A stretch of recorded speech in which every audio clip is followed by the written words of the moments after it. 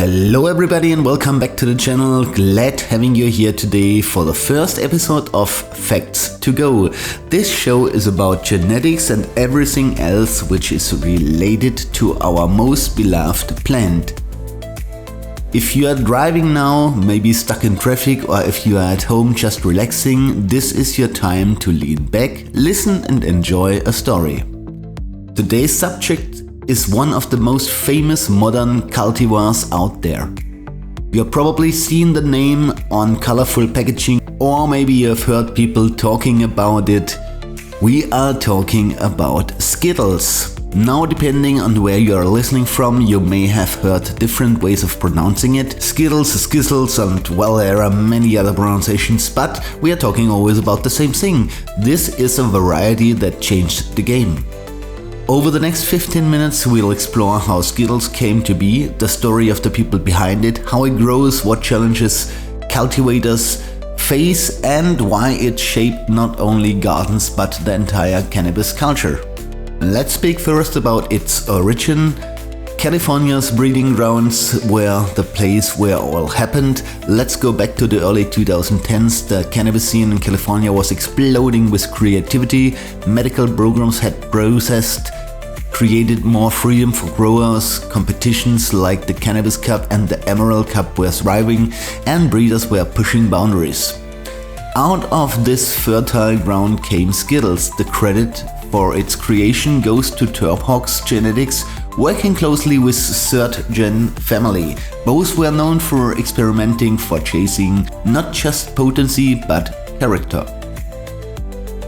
The parentage of Zkittlez is cross of grape, ape and grapefruit, plus a third variety that has never been officially revealed. That element of secrecy keeps the legend alive, because every great story has a little mystery on, right? When Zkittlez hit the scene, people noticed immediately, not because it was the strongest plant, not because it yielded the most, but became one of the tastiest and most smelling plant they ever had so far. Fruity sweet complex like a handful of mixed candy. Names matters in cannabis, and Zkittlez was a genius branding.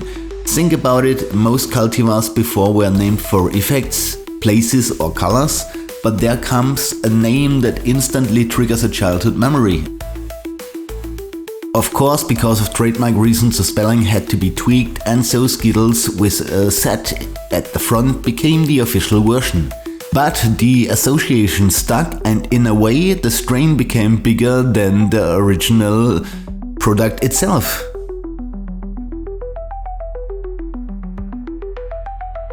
Let's take a look at the early competitions and the fame of Zkittlez. By 2014 and 15, Zkittlez was already tuning heads at events. It won big at the 2015 Cannabis Cup in San Francisco, and later at the Emerald Cup, some of the most competitive stages in the cannabis world. Winning these competitions doesn't just bring a trophy, it cements the variety in history. Overnight, Zkittlez became not just a curiosity, but a foundation of breeding. Growers wanted it, dispensaries wanted it, and consumers asked for it by name. But what makes Zkittlez stand out? Now let's talk about the plant itself. Zkittlez is typically indica dominant, meaning its structure is more compact, with broad leaves and a bushy build. The flowers are dense, colorful and absolutely covered in trichomes. The raising glance that gives cannabis its shine. The colors can range from bright green to deep purple, with orange pistils weaving through. In the right conditions, the buds look almost too beautiful to be real. But more than appearance, it's the aroma profile that defines Zkittlez. People describe layers of tropical fruits, berry, citrus and candy sweetness.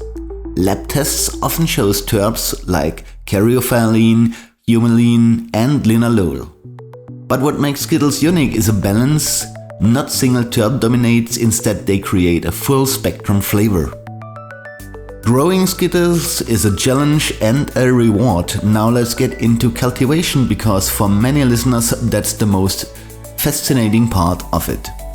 Zkittlez is not considered an easy blend. It's not impossible either, but compared to hardly beginner-friendly strains, this ones ask for more attention. The grow habits of it, medium-high, bushy plant, responds well to topping and training techniques, that spreads out branches to allow more bud sides. Dense flowers that pack on weight in late flowering. Indoor growing Zkittlez shines when growers are dialing temperature and humidity right. Flowering time is usually 8 to 9 weeks, which is fairly average. However, the final 2 weeks are critical. That's when the terp profile fully matures. Harvest too early and you lose much of the flavor potential. Growing it outdoors, Zkittlez prefers climates similar to Mediterranean, warm, not too wet, with consistent sun. Areas with heavy rainfall during late summer or early fall, growers must pay a lot of attention cause of mold and possible mildew. The dense buds, while beautiful, can trap moisture easily. The plant is delivering an incredible yield, indoor as well outdoor. Let's see how we can influence that and make the best out of it, so we have to take a look at the cultivation challenges. Here are the 3 main hassle most growers mentioned when they grow the plant. First, humidity and mold. As flowering process, airflow becomes essential. Many growers use defoliation, removing some of the large fan leaves to improve circulation. Zkittlez is also very sensitive for feeding. Zkittlez don't like to be overfed. Especially too much nitrogen late in the growth cycle can dull the aromatic compounds. In the post-harvest handling, the drying and curing stage is vital. A slow, controlled cure is what locks in those candy-like terps. Rush it and the magic is gone. Because of these factors, Zkittlez often ends up in the hands of intermediate or advanced growers, people willing to invest the care it requires. And here comes the candy wave. How does Zkittlez behave in breeding? Perhaps the most important part of Zkittlez's story is what came after. Breeders quickly recognized its potential as a parent strain. The unique flavor combined with solid growth traits made it ideal for crossing. Out of this came some of the most famous modern varieties. First of all, Runs, a cross of Zkittlez and Gelato, one of the hottest strains in the last decade.